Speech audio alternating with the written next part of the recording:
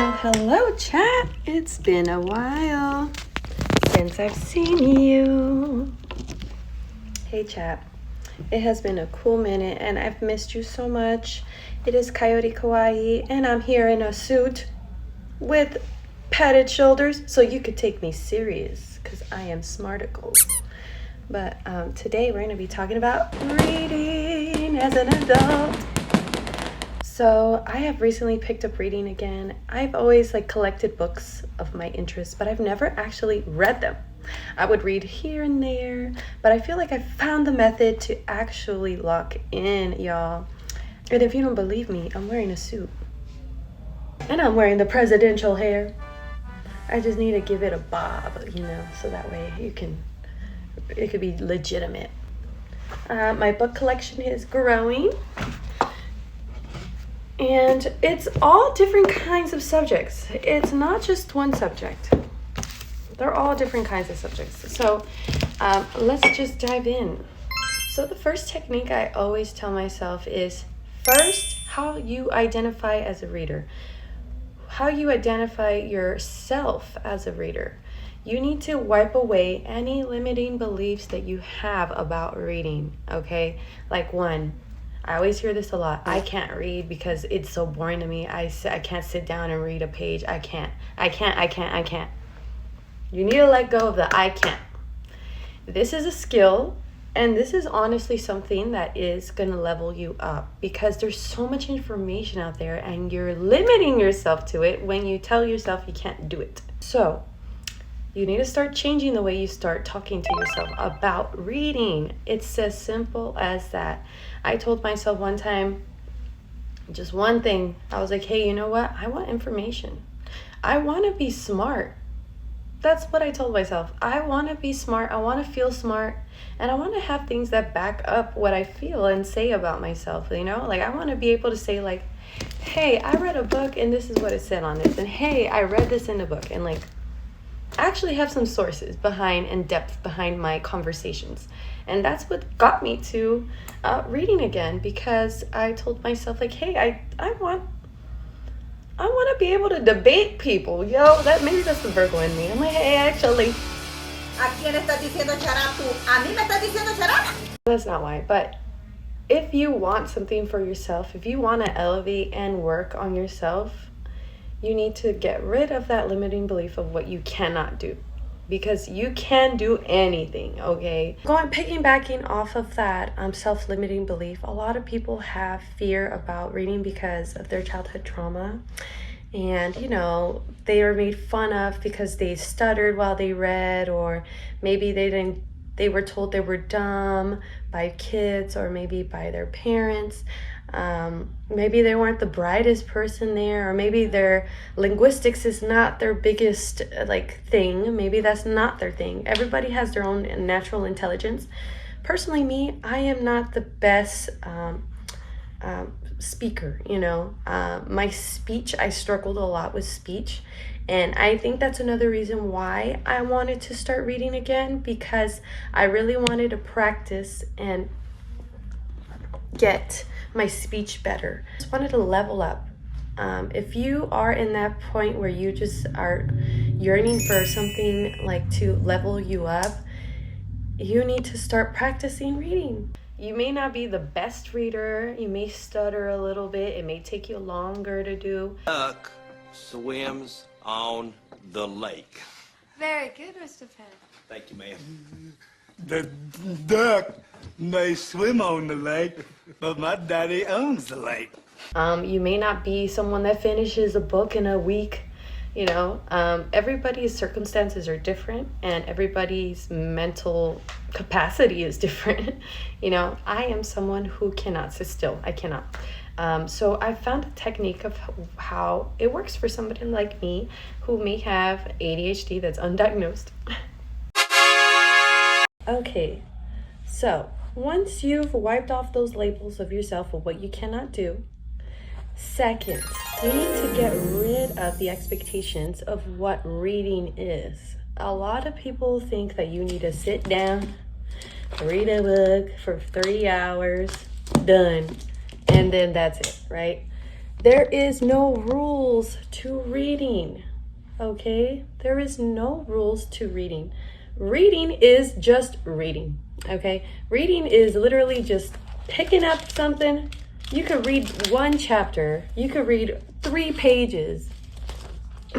It's reading. As long as your eyeballs are on that page and looking at the words and reading, that is reading. There is no rules to how you're supposed to read, where to start, and then you have to finish a book from front to back. What I found is that I just look through the index, right? I see a chapter that calls me, and I go to that chapter. And you know what? I start reading, because someone with ADHD, you need to be interested in these things. If you're not interested in the material, you will not finish it. You will not read it. You won't. So I found that you just need to find material that really, really like interests you. And so I started getting into different things. You know, I thought that you had to be super duper intellectual, find intellectual like medical journals and whatnot.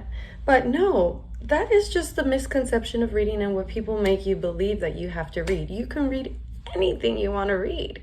It's about the practice. It's about stimulating your mind. It's about practicing the mind and body connection. It's about practicing stillness. It's a whole lot of things that go into reading that is not really like taught or talked about. So a lot of people have this assumption of what reading is, and that's what scares them away from it, because they think it's just this boring, you know, like they're kind of traumatized from school that they're reading like the Declaration of Independence. Like, no, you can read anything you want to read. So what really started my journey in reading again was the fact that I was watching a lot of like podcasts or TikToks or YouTubers that I just believe are just so smart. And I'm like, you know what makes me different from them? Not much. I've always believed that you can learn a skill and you can be at the level of someone else. Maybe you're not as talented as someone naturally, but you can build a skill. And a lot of these people that I would watch would recommend books that they read. And I'm like, there we go. I just need to read the books that they're reading. If I'm so interested in them, that means that they have something that they're like sourcing from that's making them that interesting as well. And I can read it. Information is out there. So one of them that I picked up was Behold the Pale White Horse. Now, you know me. I am a conspiracy theorist lover. I love all that weird stuff. Alien stuff, everything, all that good stuff. I've always been that kind of person. And then I found myself, hey, why don't I read about it? Like, I should be reading more. Like, what? Okay, so after you found the material that you like to read, okay, it can be anything. Be open to yourself. You need to let go of what other people want you to read, what other people are pressuring you to read, or what social media wants you to read, or what the social pressures of what intellectualism is. If you're reading, you're already at another level from other people, because you're expanding your mind, you're being open-minded, you're learning other concepts and other ideals from other people and other things and authors and whatnot. That is intellectualism. It doesn't matter what the topic is about. It's about you reading.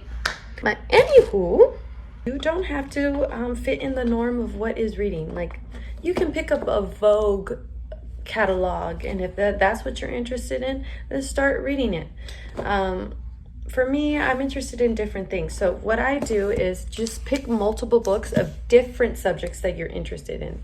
Don't buy books of the same subject, because more than likely you probably won't read it. And this is my method, okay? We finally got to the method. So here are 3 different books. Let me give you an example. One is about conspiracies. The other one is about gut health.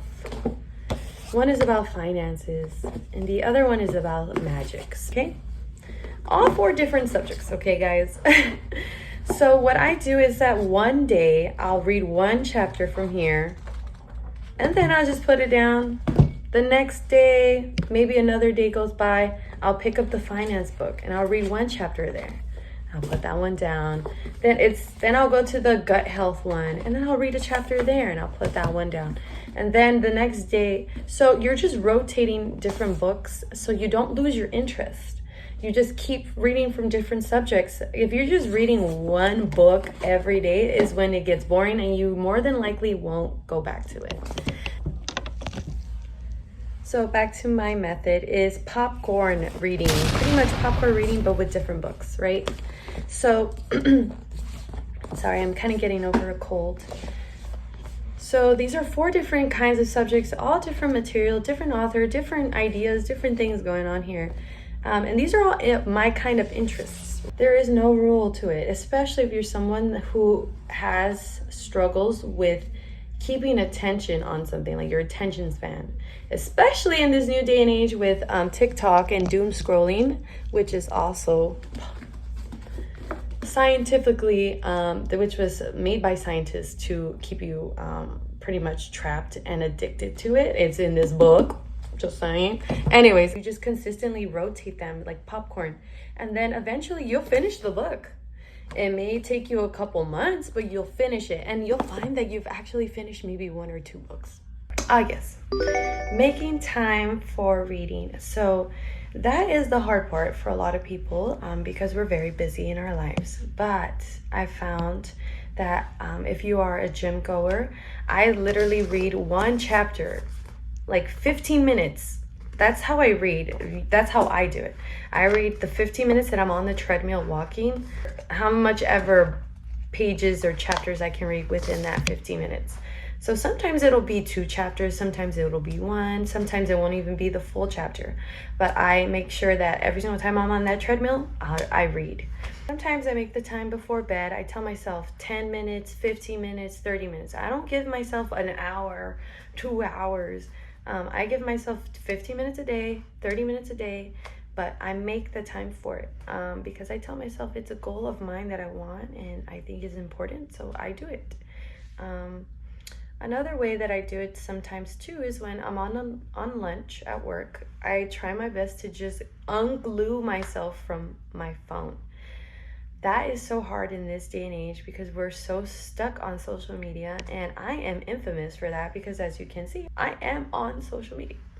But you have to retrain your mind. It's a practice. You have to retrain your mind in the fact that you want to be either a consumer, or 2, a producer. Those are my 3 methods, or the 3 techniques that I feel is what's helped me kind of stay locked in. But the number 1 thing is just telling yourself to be consistent, okay? Whether it be, 1 chapter a day, 30 minutes a day. Try to make sure you read a book a week, like 1 book 1 week. There is no time limit, okay? This is your own goal. There is no time limit.